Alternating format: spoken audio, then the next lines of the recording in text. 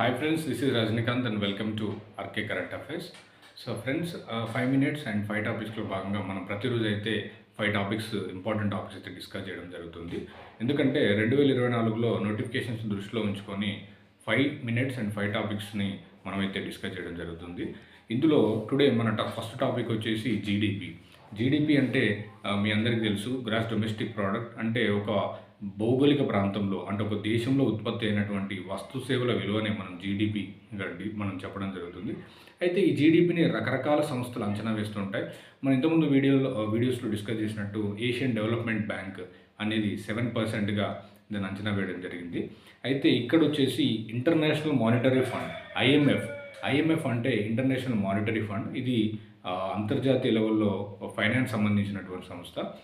IMF and world బ్యాంక్ను మనం Bretton would కాన్ఫరెన్స్లో అయితే ఫామ్ చేయడం జరిగింది. బ్రెటన్ వుడ్ ట్విన్స్ అని కూడా అనడం జరుగుతుంది. అయితే ఈ ఐఎంఎఫ్ 2024 జనవరిలో 6.5గా అంచనా వేస్తే ఇప్పుడు ప్రజెంట్ దాన్ని మార్చి 6.8గా అంచనా వేయడం జరిగింది. అయితే అభివృద్ధి చెందుతున్నటువంటి చైనాను మాత్రం 4.6గా అంచనా వేసింది. మళ్ళీ నెక్స్ట్ ఇయర్ దాన్ని ఇంకా తగ్గొచ్చని 4.1గా అంచనా వేయడం జరిగింది. అయితే ఈ వరల్డ్ యొక్క జీడిపి చూసినట్టయితే 3.2గా ఉంది. అంటే దీన్ని బట్టి మనం అర్థం చేసుకోవచ్చు, మన భారతదేశం ఒక అభివృద్ధి ప్రదంలో ప్రొడక్టివిటీగా ముందుకెళ్తుందని కూడా చెప్పుకోవచ్చు. అయితే నెక్స్ట్ వచ్చేసి ఎక్సర్సైజెస్. మనం మ్యారిటైమ్ ఎక్సర్సైజ్ చూస్తుంటాం, అంటే సముద్రంలో వేసే ఎక్సర్సైజ్, ఆర్మీ ఎక్సర్సైజ్ చూసాం, navy exercise. But first time ప్రపంచంలో స్పేస్ ఎక్సర్సైజ్ అనేది కండక్ట్ చేయడం అయితే జరుగుతుంది. అయితే ఇది అమెరికాకు చెందినటువంటి వింగ్ స్పేస్ ఫోర్స్ అనే సంస్థ ఈ స్పేస్ ఎక్స్ని అయితే కండక్ట్ చేయడం జరుగుతుంది. అయితే ఇందులో విక్టస్ హేజ్ అని ఈ ఎక్సర్సైజ్ నేమ్ విక్టస్ హేజ్. అయితే ఇది 2025 వరకు అమల్లోకి వస్తుంది. ఇది 2 సంస్థలు సంయుక్తంగా అయితే నిర్వహించడం జరుగుతుంది. 2 సంస్థల హెల్ప్ అయితే తీసుకోవడం జరిగింది. ఒకటి rocket lab national security and ఇంకోటి ట్రూ అనమోలీ అని ఈ 2 తీసుకోవడం జరిగింది. ఈ ట్రూ అనమోలీకి సంబంధించినటువంటి ఒక స్పేస్ వెహికల్ ఉంది. ఆ స్పేస్ వెహికలే జాకల్. అయితే ఈ జాకల్ స్పేస్ వెహికల్ నుంచి వెళ్ళి ఎక్సర్సైజ్ అయితే కండక్ట్ చేయడం అయితే జరిగింది. ఇది వింగ్ స్పేస్ ఫోర్స్ అని చెప్పి. ఈ ఎక్సర్సైజ్ పేరు చాలా ఇంపార్టెంట్ అండి, ఇది గుర్తుపెట్టుకోవాలి. విక్టస్ హేజ్ అనే ఎక్సర్సైజ్ స్పేస్లో కండక్ట్ చేయడం జరిగింది. సో మన నెక్స్ట్ టాపిక్ వచ్చేసి ఆర్టిఫిషియల్ సన్. సో జనరల్గా సన్ మనం జనరల్గా సన్ చూస్తుంటాం, కానీ ఆర్టిఫిషియల్గా దక్షిణ కొరియాకు సంబంధించినటువంటి శాస్త్రవేత్తలు అయితే దీన్ని చేయడం జరిగింది. అయితే Korean institute of fusion energy వారు ఒక ఆర్టిఫిషియల్ సన్ అయితే క్రియేట్ చేయడం జరిగింది. ఈ ఆర్టిఫిషియల్ సన్ పేరు వచ్చేసి కే స్టార్, అంటే కొరియన్ స్టార్ విధంగా కే స్టార్ అని పెట్టడం జరిగింది. ఇది 48 సెకండ్స్లో, అంటే ఒక 48 సెకండ్స్లోనే 100 మిలియన్ల డిగ్రీల హీట్ని అయితే ప్రొడ్యూస్ చేసి ఆ సన్ అయితే క్రియేట్ చేయడం జరిగింది. జనరల్గా సన్ మధ్య భాగంలో మన హీట్ ఎంత ఉంటుంది? 15 మిలియన్ డిగ్రీస్ ఉంటుంది. కానీ ఇక్కడ 100 మిలియన్ డిగ్రీలు, ఆల్మోస్ట్ 7 రెట్లు ఎక్కువ అయితే ప్రొడ్యూస్ చేయడం జరుగుతుంది.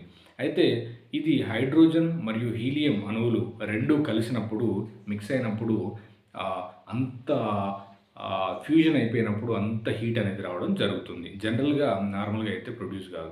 హైడ్రోజన్ అండ్ హీలియం ఈ 2 కలిసినప్పుడే ఆ అంతర్శక్తి అనేది విడుదలవుతుంది. కానీ ఇందులో ఒక ట్విస్ట్ ఏంటంటే, ఇక్కడ కార్బన్ డైఆక్సైడ్ అనేది ప్రొడ్యూస్ కాదు. కార్బన్ డైఆక్సైడ్ ప్రొడ్యూస్ కాకపోవడం వల్ల వాతావరణానికి కూడా ఎలాంటి సమస్య అనేది ఉండదు. ఇక్కడ హైడ్రోజన్ మరియు హీలియం ఫ్యూజన్ అయి మనకేమొస్తుంది? ఈ ఎనర్జీ అనేది రావడం జరుగుతుంది. ఇందులో కార్బన్ డైఆక్సైడ్ రిలీజ్ కాదు కాబట్టి పర్యావరణానికి ఎలాంటి లేదు. ఇది చేసింది దక్షిణ కొరియా. ఈ సన్ని కే స్టార్ అని అంటాం. Korean institute of fusion energy చేయడం జరిగింది. ఓకే, సో మన లాస్ట్ టాపిక్ వచ్చేసి హిగ్స్ బోసన్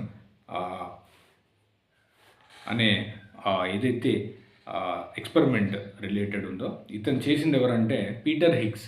ఈ పీటర్ హిగ్స్ అనే వ్యక్తి, ఇతనికి 94 సంవత్సరాలు, రీసెంట్గా మరణించడం జరిగింది. ఇతను 2023లో ఫ్రాంకోయిన్ అనే బెల్జియం సంబంధించినటువంటి భౌతిక శాస్త్రవేత్తతో కలిసి సంయుక్తంగా 2013లో నోబెల్ ప్రైజ్ అయితే తీసుకోవడం జరిగింది. మరి నోబెల్ ప్రైజ్ ఎందుకు తీసుకోవడం జరిగింది అని మనం మాట్లాడుకున్నట్టయితే సెల్‌కి మరియు యూనివర్స్‌కి మాస్ ఒక ద్రవ్యరాశి అనేది ఎలా వచ్చింది అనే టాపిక్ మీద ఇతను ఎక్స్పెరిమెంట్ అయితే జరిగింది. దీన్నే మనం ద్రవ్యరాశి కణ సిద్ధాంతం అని అంటాం. అయితే ఈ సిద్ధాంతానికి సంబంధించి ఇతనికి 2013లో అయితే రావడం జరిగింది నోబెల్ ప్రైజు. ఇతను ఎడిన్బర్గ్ యూనివర్సిటీలో 50 సంవత్సరాలుగా ఒక ప్రొఫెసర్‌గా ఇతనైతే వర్క్ చేయడం జరిగింది. దీన్నే మనం గోల్డ్ పార్టికల్ అని లేకపోతే హిగ్స్ బోసన్ పార్టికల్ అని చెప్పడం జరుగుతుంది. ఈ ఎక్స్పెరిమెంటు 1964లో చేయడం జరిగింది. అయితే మనం గుర్తుపెట్టుకోవాలి, పీటర్ హిగ్స్ బోసన్ ఎక్స్పెరిమెంట్ 1964లో జరిగింది.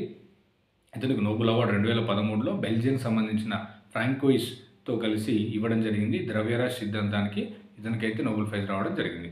ఓకే ఫ్రెండ్స్, ఇలాంటి లేటెస్ట్ కరెంట్ అఫైర్ కోసం మన ఛానల్ లైక్ చేయండి, షేర్ చేయండి అండ్ సబ్స్క్రైబ్ చేయండి.